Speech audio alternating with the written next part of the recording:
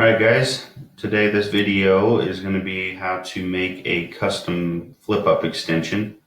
This will be for an A elbow.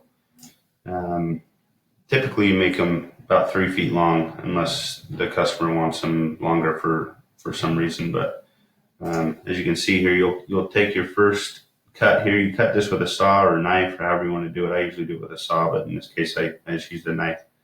You'll cut it to about right where it starts to bend on both sides. And then you take your snips, cut up right through the middle, fold down those sides. The reason I fold down these sides on both sides is for the strength. When you put a screw through that thin downspout without bending that down, it tends to not last very long. It pulls off very easily. If it gets bumped, the metal just rips. So by folding that down, it just makes it last longer, a lot stronger. Typically you'd bend this.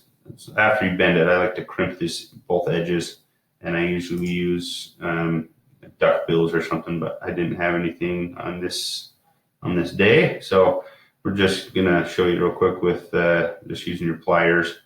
Just it doesn't look as good because you're showing all these little crimps in there, but it'll do the job.